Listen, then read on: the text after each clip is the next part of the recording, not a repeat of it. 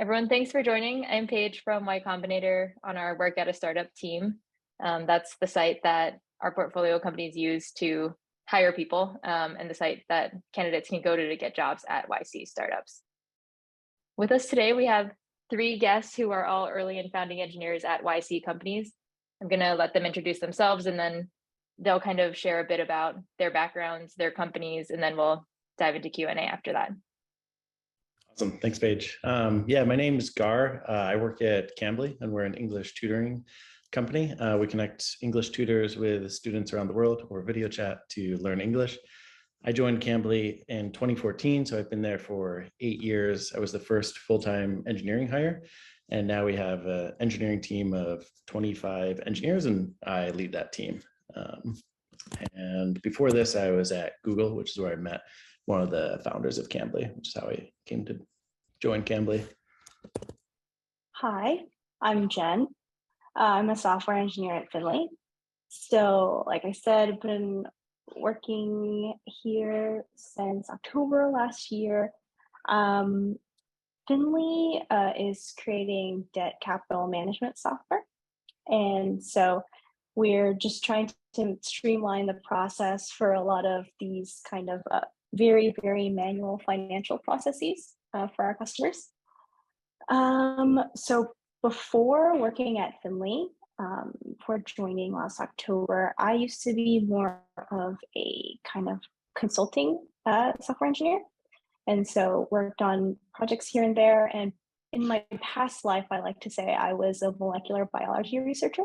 So I was a later in life career switcher, but loving it so far. And I've always kind of coded in my free time. And so living the dream, getting paid for a hobby. So. Hey, so I'm Jordan. I'm an engineer at Explo. I've been at Explo since April of 2021, so about 1.5 years now. At Explo, we let you make customer-facing dashboards that you can embed regardless of your database. Just kind of like fully customizable dashboards that can fit in your website. Before I was at Explo, I was at this other company, Applied Predictive Technologies. I was on like the architecture team for that company, and I was getting to maintain and build features on like all these cool core components that our platform was running on, but I wasn't getting to build any of those, and I wasn't getting to I was working with the people who had built the foundation, but I really wanted to be that person who had built the foundation. So I found out about Explo. It sounded like a great opportunity to start learning how to do that, learning like how to build an email system, a job queue, like deployment infrastructure, all that stuff. And it's been a pretty cool journey since then. Great, thank you. So maybe we will start with what I assume everyone on the call wants to know. What is a founding engineer, and what does that kind of mean to you when you hear someone say that or talk about that, or if you see that in a job description? Yes, I don't know about the rest of you all, but this is at least tech side, this is the first startup that I'm working for as a software engineer. So before joining this call, and I mean, when I was job searching, I kind of Googled, what does that even mean? Like, what is a founding engineer? And like Google likes to say that it is kind of early engineers who not only like contribute technically, but also kind of set the tone of what kind of the engineering culture is like at a company. So I don't know, for Gar and Jordan, who probably have more experience than me, do you find that to be true, or what has your experience been? No, I think that's totally true. Like when I was looking for jobs, I never thought I would work at a startup. I didn't think I necessarily had like the skills toolkit to kind of have that responsibility, especially as a founding engineer. But I realized like really quickly that a lot of it does come down to that, like you are helping define not just your engineering, but a lot of your culture. And like, I think that is somewhere that I like do bring a lot and I do excel. So I like totally agree. I think that when you're a founding engineer, you definitely have both of those like responsibilities to bear. My experience was a little different because the two founders are also engineers. So I was the first one to join, but I quickly found that as founders, they're distracted by all these other things and trying to fill all the other roles. And so I quickly was in that same spot where it's defining like, what does the technical vision look like? how are we going to expand the engineering team and kind of lay the framework for growing that engineering team. When you first joined and in the early days, how did your day-to-day role end up differing from either what you were told or what you expected? I think I thought it was going to be just engineering, and then you end up bleeding into all these other roles. Like I remember answering customer support tickets, and then they were like, okay, like what product features do we need to do? So you end up doing a bunch of this PM work that I had no experience doing before, but got up to speed on that pretty quickly. So definitely, I'd say like a lot of broadness to the role and like executing a lot of different roles. Yeah, I think that's one of the things that really excited me. Like I kind of figured that I was going to be doing a lot of PM work, customer support work, and that was going to be an interesting change of pace. So definitely a big jump into the deep end, just going from you're an engineer, you're doing your tasks and like maybe part of other meetings to you're in meetings all day, you're jumping between 50 different things, but it's a cool jump to take. I have a question for the panel. So I know titles, often in the startup world, people sort of think titles, title schmitel, what does it mean? But the reason they matter, in my experience, is when you're interacting with people outside the company, they want to have some idea of what your role is. So my question is, how does founding engineer relate to, say, CTO or senior VP or, some of the titles you see at, more established companies? Is there some sort of mapping? Yeah, I mean, we didn't do titles. We still haven't really done titles at my company. We're like in the process of just doing that. It's like, I think if the founders weren't engineers, it would have been important to just give like some random CTO or VP title for exactly the reason you said. But maybe caveat that with it means nothing like that early on and internally, like that's probably subject to change. So yeah, I think at a startup, or sorry, Jen, you should go. Oh yeah, no worries. I think it really depends on your company, the culture, and two, also the size. Like for example, at Finley right now, we don't nearly have enough engineers to really justify having levels. A lot of engineers are working together for lots of different projects. We have different engineering leads that basically end up working with our business side to have like project managers. So a lot of the roles that you would see broken out at larger companies into specific roles end up being handled by like one person, especially because of the startup size. So having like engineering levels, kind of like Gar said, we know just like based on years of experience and kind of the background and context that other engineers have, like even though we all have the same title, I can rely on the more senior engineers to actually like answer a lot of these technical questions. But the nature of our work is that everyone is responsible for their kind of technical area, and that part isn't even playing field. So having like senior engineer titles and stuff like that at our stage doesn't really make sense. At our company, we do have a CTO. So I don't know about at your company, Gar and Jordan, but we have a CTO, and then everybody else is just titled software engineer. Yeah, it's the same for us.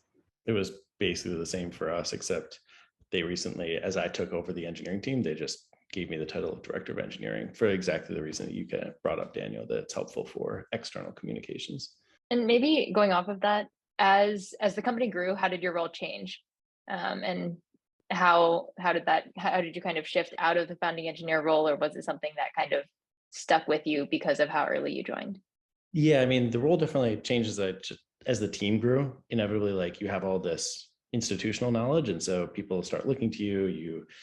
It's pretty typical that you're probably going to be leading the engineering team. I think like there's a good chance of that, and so then it just moves into the like managing, growing the team, onboarding new people, defining the processes, and culture, as kind of Jen and Jordan pointed out. Yeah, I think in the past couple of months, as we've like onboarded new people, definitely kind of like the realization that I have a lot of like the institutional knowledge and like context for a lot of our stack and a lot of our code base has like become more clear. And that's like an exciting evolution of my role. Don't exactly know where that's going to lead yet, but it was a cool realization to hit. I'm at the same spot as Jordan as well. Even though I only joined 9 months ago, we have a smaller engineering team. So the reality is when we onboarded like 3 new engineers a few weeks ago, it's like, oh, well, who's going to help onboard? Well, everyone. And so it's like what we've kind of gotten to this thing where different people lead kind of different technical areas of our stack. And so just as our engineering team grows, like Gar said, you have institutional knowledge. For me, I didn't really have any background in finance at all. So even knowing the lingo, kind of knowing what our product is, what the actual problem with our product is. So just being comfortable in that area kind of helps you kind of lead and helps you just onboard and get all the other engineers really comfortable with working on your team, things like that.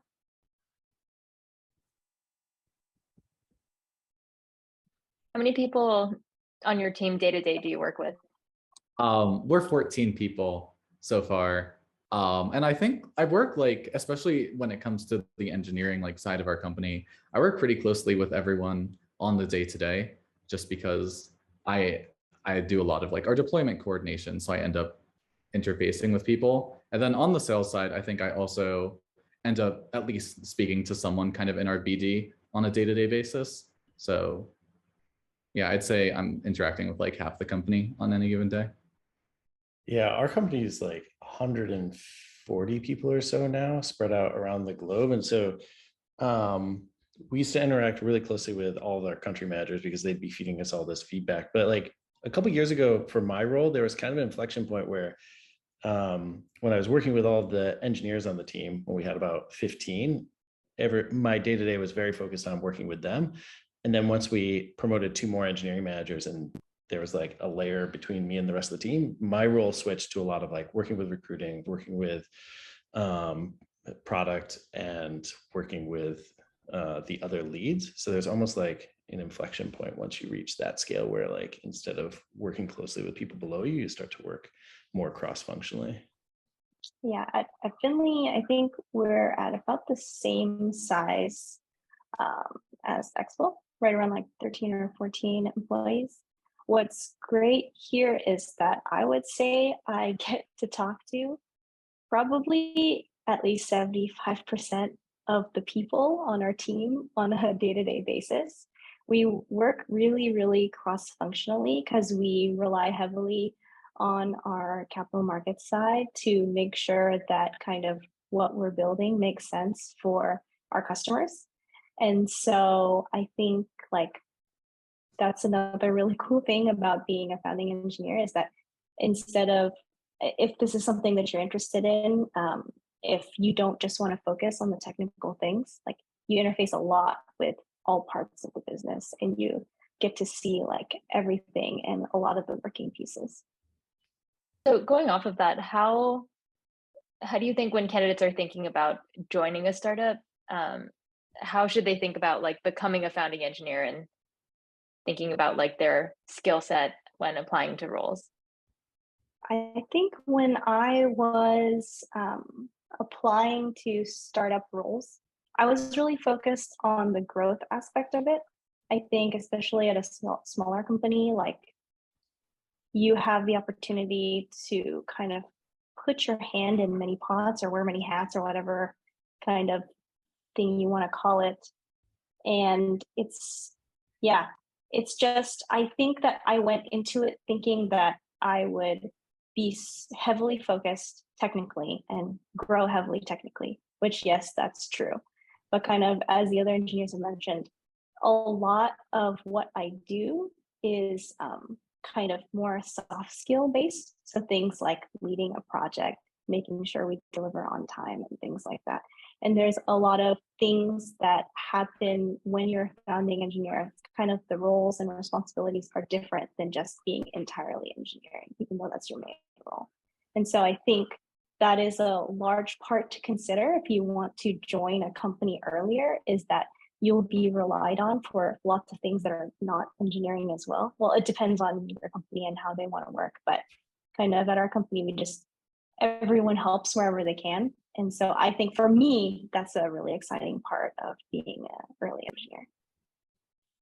I think like coming back to the earlier thing, like for me, it was these skills that I didn't expect to have to learn when I joined. I thought I would do mostly engineering, but suddenly I was like responsible for a lot of business metrics and like tying like what we're going to work on and what's important to work on to like actual metrics. And so, which was awesome. Like it was just something I never thought about before. So having to like dig into that stuff was really an awesome skill that I don't think I would have gotten outside of working at a startup. Yeah, Gar and Jen have said a lot of what I was going to say. So I don't have that much to add, but it's definitely, I mean, I don't have personal experience to know if this is like impossible or ill-advised, but it definitely seems like when you're joining a startup at such an early stage, like coming in with the idea of like, this is, I want to do this one thing, or like, I just want to engineer, like it's kind of a tough mentality. There are definitely startups out there that I'm sure work for that, but it's definitely a harder mentality to keep once you just realize the scope of what you have to do. I think also being really early on, I think sometimes as engineers, we feel like our role is defined by like our quality of code and like all the features that we push out and things like that.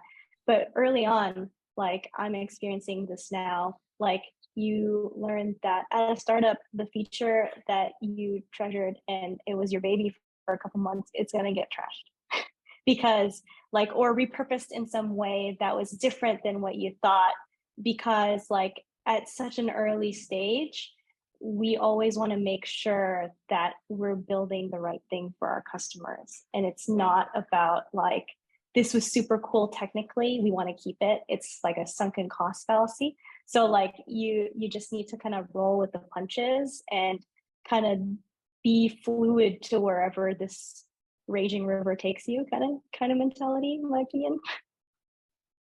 Yeah, and at some point it's like when you build that super cool feature and you learned whatever you needed to learn for that feature, and then it gets trashed like 3 months later, you celebrate the win. That like, look at what we built, look at what we got to learn, and then like look at what that made us learn about like all this new work we get to do. Like at some point you kind of have to turn that and turn it into a win. Yeah. Yeah. I don't know if you guys experienced this, but like the style of writing code changed dramatically for me, where like I was used to working in a large code base with a bunch of people where you had to write high quality code that could, you know, be modified by other people. But early on, it was more important just like get the out and test it. And you didn't actually have to worry about a bunch of other people touching and maintaining that code because, as you said, like it would get trashed. So it was more important to like get it out quickly. I know that will be a contentious statement for some. And now we've trended the other way, but like early on, I think that was like a tough skill for me to learn, but really valuable. Yeah, I definitely came in, like my team lead at my old company had like a whole style guide and like all these like core libraries we had written. And I came in, I was like, I'm going to write all of these. And like everyone's going to be able to use my code when we have 40 engineers next year. And I very quickly realized that that was not the like best use of my time. But that's okay. Yeah, I really appreciate the approach that we've taken. It's like, I think it's exactly what Gar said, that originally it's like, yeah, just you ship stuff. Like we have code reviews and things to make sure like nothing too janky goes out there. But like what's really great is that over time, as you add more engineers, it necessitates more of a convergence, more of like a consensus on how we do things. And the really cool thing is that here we kind of take not only like the technical like lead's opinion, but we also kind of poll opinions across the engineering team to say, hey, how do we feel about this? Do we want to kind of converge on these naming conventions like this? Or do we want to converge on organizing like data accessors, blah, blah, blah, like this? And so like over time, there's less kind of like ship as fast as possible. And it kind of, everyone's responsible for kind of refactoring their code slowly as you go along. And I don't know how you guys feel like going across old code. You're just like, oh God, that maybe that doesn't look so great. And our team is experiencing that now. But the really cool thing is that all our engineers kind of what I was talking about earlier, code quality means a lot to us, and being able to make our lives easier 6 months, 1 year from now. And so just the ongoing kind of rolling refactors has been kind of like a huge game changer for us to make sure that even though we ship quickly we're kind of headed in the right direction, kind of technically, and don't have super old cobwebs that you run across and you're just like, oh no, what does this do? Yeah, we've incurred, especially around like testing, a lot of tech debt, but there's also just like old cobwebs that I wrote a year ago that now I think, especially in the past year or in the past 2022, we've been pushing a lot on the mentality of you have to leave code in a better place than you found it. And if that means spending the extra half a day to write tests or to refactor something or to comment it better, like that's really important going forward. And it's been a big like mentality shift for us. I have a question that is actually grouping together my own question and a couple from the chat, which is, as a founding engineer, maybe what was your experience, or what do you think the proper division of responsibility is between writing or participating in a prototype or an MVP versus hiring? And when you do hire, are you looking for kind of rockstar people that far outstrip your own technical abilities, but that can restrict their scope or their efforts to a particular part of the product? Are you looking for generalists that can kind of help out and get the thing off the ground? Are you looking for junior people that can, it's what you can afford? So how do you think about hiring your core people, and how do you know when to do that, or how to split your focus between getting an MVP off the ground yourself, the prototype, versus hiring and getting that? I think like for us, it was oftentimes like we just financially couldn't hire more engineers. And so that was the balance. A lot of the times is like, we would have to go write that stuff. But then later, like it becomes much more of, you have to just spend, I think it's almost easier to go write the thing yourself instead of like hiring. Like you probably need to like invest in hiring more earlier than you might want to, because it seems so easy to just go write the engineer or go hire engineers. Even though it's not. And then the second half of your question was, I think generalists are much better early on. It's just hard. Like when you have somebody with deep skills and then suddenly you're like, they're not going to be useful for this feature. You're like, what do I put this person on in the meantime, even though I know what our company's priorities are, and they're over here. So we've definitely, I mean, it's probably different for every company. I mean, we're a web application, so generalists are really useful. If you're doing something that's highly specialized, then the answer might be different there. Yeah, definitely agree there. Like we always joke about how one of our like more senior engineers that's really more backend focused had to write like React code during like, some of the earlier days. So it's kind of, when you're thinking about technical hiring, like it's kind of all the different things that we've been talking about before, that your role is more than just like sitting down and writing code, even though that's like 90% of your role. And I think generalists are kind of what startups need in the beginning, but kind of not generalists is kind of a misnomer, I would say. Everyone kind of has their own specialty and kind of what their past experience brings. And so kind of piecing that together, like, but making sure that kind of they know IC is like the main thing that their role will be, and that they might have to touch all parts of the stack. So like very early on, before like the first 5 engineers, like you're not going to want to hire like someone who says, I don't want to touch the front end like at all, just because you're so short staffed. Like you have to, there's no other way for us to move forward. And so I think it's all about like being fluid in the beginning. And as the team kind of builds out, you can see, oh, we're kind of missing someone who has a lot more of like experience kind of in the front end, kind of at like a larger product level and things like that. Or, oh, we're missing like a very, very heavy back and forth. Kind of, that's how, as you grow out the team, or if you think, oh, this person is like really into documentation or something like that, you kind of like assess the team like as a whole holistically to see kind of where we can scale up by adding another person, because it's all also about kind of knowledge dissemination in the early days. It's like once like one person's really good at something, it brings up everybody's skill level. I have a question for Gar. I don't know if it's pronounced like that, Gar. Yeah. Yeah, you're saying. I'm also a founder engineer in a YC startup, but I'm also like kind of like first hire. So I always have a question for you that are more like at scale. And do you have faced like some part when you decided to, I don't know, like should I continue coding or should I move into like more management role or like product role?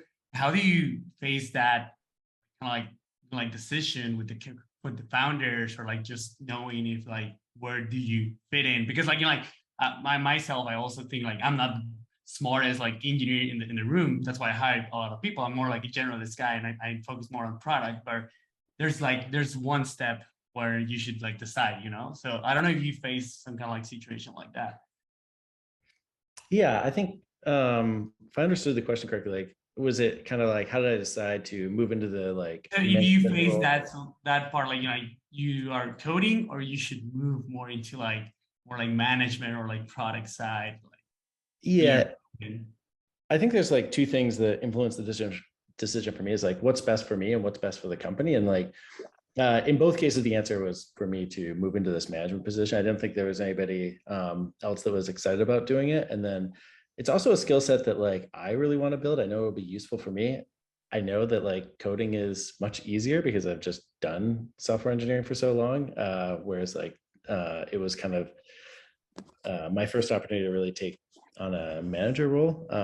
But it's kind of like, it's an invaluable skill set, but it's not necessarily one that everybody wants to or like wants to build. So I think like the question kind of comes down to what do you want to do with your career? Like, is that something that's kind of setting you up for where you want to go? Awesome. Thank you.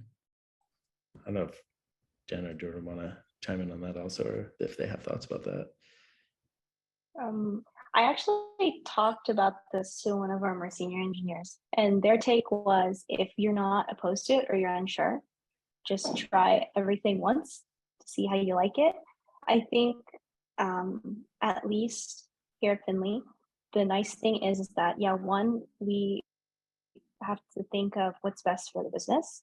And two, if you have like open dialogue with whoever the manager is or CTO or whatever, and saying, I want to try this out, but I'm not sure if I want to stay in this role, like kind of keep having that expectation up front and having kind of like that two-way street conversation, so that if you end up not liking it, you want to really go back to mostly IC, like that door is there. So I think it's always like open communication with what your career aspirations are will really help shape that conversation. Yeah, I think one of the kind of like decisions, like, or like people see that, you're the founding engineer, like you're the first hire, like engineer, you should be the CTO, or like, I don't even like see myself like being the CTO, or just like moving more, like I like more product. I think I can code and I have those skills, but I think I like more products and I have more decisions. I want to have more impact on that area. And I think a lot of people will misunderstand like the founding engineering role with like CTO and also in different stage of the startup. So I think it's like, yeah, open communication is really helping like with the founders or like the team to shape that role. Yeah, and I think that's the big differentiator between like a startup and when a startup kind of starts to move away from being a startup and become an established company or whatever you call it next, where like I feel like that open communication and like flexibility of role and that idea of like, oh, I just want to try this is like, it can still be there, but it might be harder, or it might be like a couple more hoops, or there might be like more kind of explanation if you ever decide to go back on that. And I think like it's an important mentality, or like an important culture to keep. I think earlier you mentioned someone asked like, how do you choose what startup to like join as like an earlier engineer? Yeah. And I think that's one of the things that is like a really, really, really high on the list for me is kind of this like open communication that we're talking about. Because like if you're comfortable with the people that you work with, and I mean this definitely depends on your personality. If you don't care about this stuff, then it's not going to affect you. But for me, like having open communication, making sure that my manager or whoever I'm working with knows what my kind of personal goals are and how they align with the business, in kind of feeling that out when you're meeting them for the first time, seeing if there's a lot of open communication and transparency, even through the hiring process, I think helps you choose like kind of the clear winners outside of like the other due diligence you should see if you even think there's good product, et cetera, et cetera. Maybe building off of that, I know that people are interested in hearing about why you decided to work at the company that you joined. So I'm someone who, when I first start something out, like I research everything. So like I read all the blog posts, I watch all the YouTube videos, I get like really intense, and then my family usually tells me, hey, you should probably cool it a little bit. But so when I was starting to get in the different offers that I got from different startups, I have like kind of like, you have your gut feeling, and then I also had this like Excel spreadsheet that like kind of plugging in the numbers, grading the things on like different things as like culture fit, blah, blah, blah, giving them numbers. And for me, I think the biggest advice I got from I had a family member who had been an engineer for quite a while. And they had worked for startups that like got successfully acquired by Google and stuff like that. And I was like, hey, how can you tell if a company is great to join or not? And he was like, do you want me to give you the fluffy answer, or do you want me to give you the real answer? And his answer was basically like, you don't know. Like, you may think a product is amazing, but it's going to fail. He's like, you really only have like a 1 in 5 chance that a company will be there 2 years from now after you join, if you join so early on. He's like, honestly, the thing that you should think about is, do you like the people that you're going to work with? Because that's really gonna shape the culture of the whole company. And happy people make a successful company, at least in his opinion. And so if you hate your life, you're not going to be putting out your best work. You're not going to want to show up every day and kind of hang out with your coworkers to kind of really kind of talk about the product really deeply. It's not going to be exciting. And so like, all the other things that blog posts say, you should like, ask them all of these business questions and things like that. I think one of the things that kind of gets put in the wayside a little bit, but maybe should be a little bit more forefront, is like, do you even like who you're going to be working with? Yeah. When I interviewed, my interview was mostly just, I spent the day working with the 4 or 5 people at the company at the time. And like, there were tons of cool kind of performance questions and like interesting issues of scalability that excited me about Explo. But also I kind of just did that math of like, if I'm going to be working like 12-hour days, like whatever, like 7 days a week, like am I going to like these people I'm working with?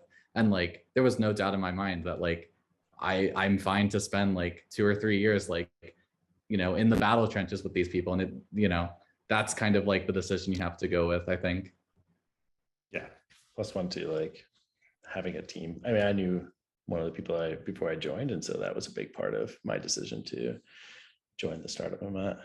And it'd be really tough to work with a team where you didn't like anybody. Yeah.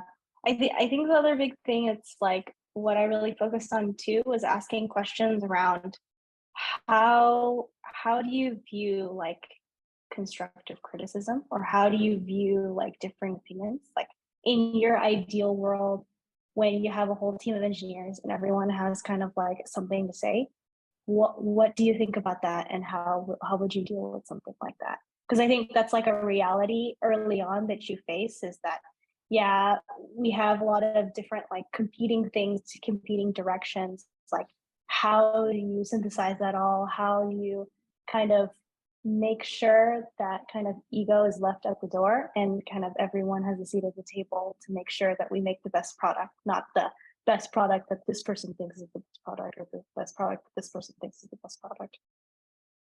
Yeah, I feel like the scariest thing in like those first couple of like, in these first couple of years of being at the startup, it's like the scariest thing is blame. It's like, when something goes wrong, like, is your company going to like find the person who pushed the commit, or find the person who like okayed the test and like be like, hey, why did this happen? Or is it going to be like the team coming together and be like, we all let this through, so like, how can we make that not happen again? And like, it ties right hand in hand with ego. like you need to not have a blameful culture, or like the startup is not going to be a good place to work. Gar, you had mentioned that you knew one of the founders of the company that you joined. For the other two of you, and maybe also for Gar, how did you find this company originally? Or did they find you? I can go first, even though I think it's probably more Jen and Jordan's answer might be more relevant. So I had worked with one of the founders, Samir at Google, and he actually tried to get me to join his first startup they did right afterwards. And of course, that one failed, like so many do. And the timing just wasn't right for me. But then when he reached out right after Cambly had finished Y Combinator and asked me to join, like the timing was great for me. And so I was really excited to work with him again. He was great to work with at Google, and he's been great to work with at Cambly too. I decided I want to work at a startup or like just somewhere where I would have a lot of hands-on experience in a lot of different things. And so I think I Googled, where do I apply to startup jobs or something like that. And then I knew about Y Combinator too, and I ended up finding like work at a startup. This was like in my mode where I was like, all right, let's apply to all jobs known to man kind of mode. Because I wanted to be more product focused versus like doing like consulting. And yeah, the funny thing is like work at a startup, if you really fill out your profile in earnest and really like do it well, kind of put yourself, your personality and everything into it. I was very surprised that in less than 24 hours, I had a bunch of people like DMing me and messaging me on work at a startup. So it's like, it's a very active job platform.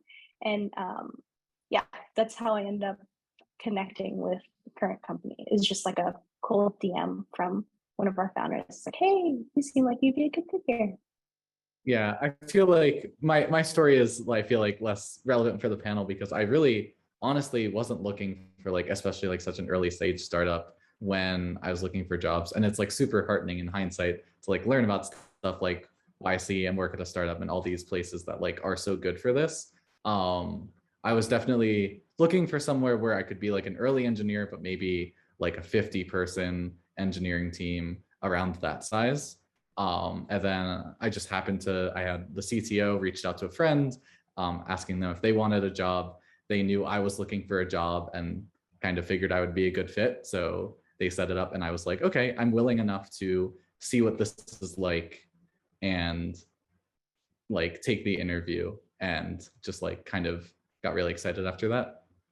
Yeah, we've hired a few people off of work at a startup and they've been great hires. I feel like we watch that forum very closely for anybody that seems like they'd be a good candidate or a good fit. And yeah, I would say for anybody that's looking, that I've also told other friends like that aren't interested in necessarily joining Cambly, like post on work at a startup.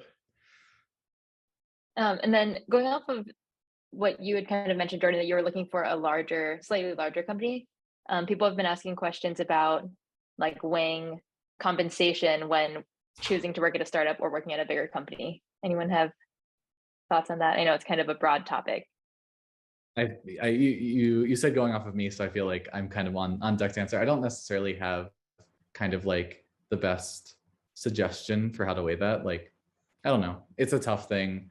At some point, you have to view a startup as like the like incredibly calculated risk, not just in terms of like I could work here for 6 months and it could fold after that, but also like I'm going to take less compensation, and it's that hope that like the experience you get, not just like technical experience, but like the holistic, just like the fun that you have is like worth kind of all the other compensation that you might lose. I know that's like not concrete advice, but that's kind of the best I got.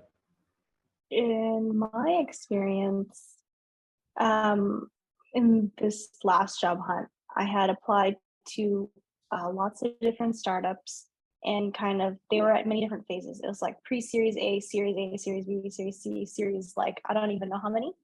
And I would say that there's actually, at least for kind of the talks that I was in, and maybe because I'm kind of lower in years of experience for engineering, it seems like compensation for like earlier career engineers, it doesn't really technically have to do with at what stage the company is at. So it really depends on kind of what the founders and stuff kind of, or just what the company is kind of willing, are they willing to pay what other larger companies are willing to pay? And so I just want to say that, like, just because it's a smaller company doesn't mean you're going to be compensated worse than a large company. You might lose out on perks like, oh, I don't know, like gym membership or like things like that. But if you tally up kind of like the monetary value of a lot of these things, maybe you're missing out on like less than 10K or something like that. So if the experience is really valuable to you, and I know for some people, like saying, oh, it's just 10K, like that's 10K, it's totally different. So everyone's like financial place is very different.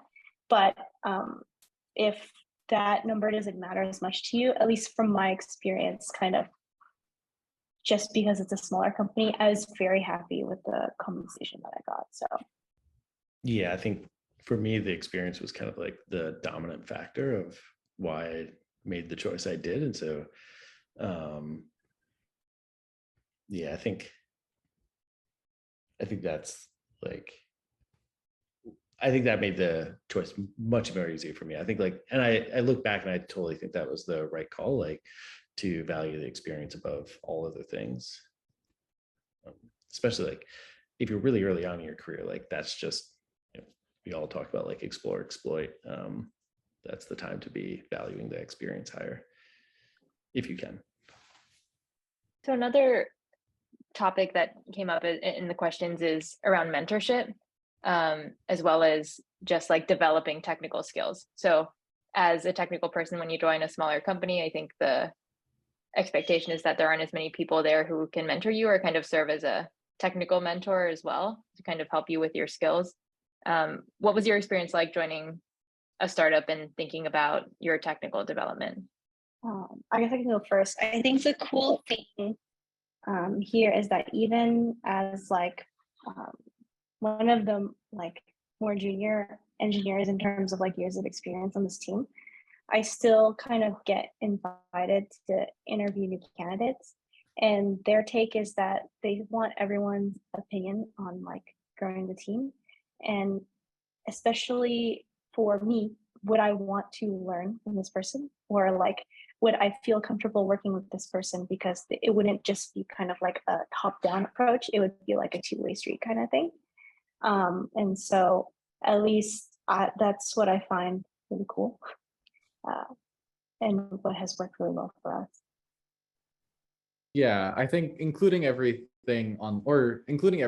everyone on everything, or at least like making people optional is pretty huge. I also think that we took a lot of responsibility to like take on that mentorship ourselves. I didn't have that much React experience. We have a front-end engineer. He would make pull requests. How can I do code review? Like, and how can that code review A, be accurate, and B, like help him grow? And the answer is, if I just like ask a million questions on the PR of like, why is this? This doesn't make sense to me, but I don't know why. And like, even if I'm wrong on every single point, like he's getting the sanity check, so it's good code review. And then like, I'm getting to learn like, oh, this is why things happen like this in React. And then like the next PR, hopefully I'm able to ask fewer questions or like more targeted questions. And then like a month down the road, because like we've been working together so much in this way, and he's been mentoring me just by the virtue of writing code, I become a stronger React engineer, and his React code is hopefully somewhat better. Yeah, I think I had a very similar experience where like we weren't necessarily experts. Like none of us at Cambly had written React, and we just kind of had to figure it out ourselves. But through good code reviews and a lot of like talking back and forth, like we became experts in React. And so I think the way you grow is different. Like you don't have the person that's like, I've been writing it for so much longer than you, so I can help you come to speed on it. You have coworkers that hold you accountable to learning it and becoming an expert in it through your own self-driven study. Yeah, and even if you think you are that expert, like someone asks, oh, why did you do it like this? And you're like, oh shoot, I actually have no idea. And then boom, suddenly like the expert has learned something. Yeah. Yeah, I think mentorship, at least earlier on when your company size is small, instead of the word mentorship, I would use more like knowledge sharing, because it kind of ends up being more like there's not like this the one god engineer that knows all, like that's not really how it works. And so like everyone kind of shares a piece of what they've learned so far and the context or any troubles, like, oh yeah, don't do it this way because this and this, and like, oh yeah, this is like the better way to do it because of this and this. And so just like knowledge sharing, the context makes everyone kind of skill up technically. So I have a question for Paige. Sure. You work at YC, so you've seen a lot of founding engineers. Can you maybe share what are some good qualities and bad qualities of a founding engineer? I think this question was kind of answered, and I also welcome the panel to chime in too. I think the biggest thing is adaptability as a positive trait. As you kind of gathered from what they shared earlier in the talk, they didn't do just one thing. So you might be hired to do a specific thing, and you probably do need a technical skill set in whatever the company is currently doing. But being able to do beyond, like, more than just write code in that one specific language or for that one specific use case is really important. And I think just in terms of like negative characteristics or things that might be a deterrent is if the person has no interest in doing anything outside of just one thing specifically. Still pretty broad, but I think that's kind of been echoed throughout the answers. So from the panelists, any final words of wisdom for the audience as we wrap up? If you want to be a founding engineer, being a founding engineer is more than just engineering. I would say that really do some introspection to see kind of what your strengths are outside of engineering, because your company, if you decide to join early, is heavily going to rely on those skills. So always kind of make sure when you're interviewing, like, emphasize those other things other than your technical experience as well, because that's really what might differentiate you between other candidates, other than like your lengthy list of technical skills and experience. Yeah, I think at the end of the day, it's one of those like no plan survives contact with the enemy kind of things, where like you can have the longest resume, but like every challenge is going to be thrown at you, and like so much is going to like go wrong or go sideways or not go how you planned. And it's like all about kind of how you respond to that. And like that more, I think, comes from like your character and the people around you and like the trust everyone has in each other, more than like any like experience you've had on your resume.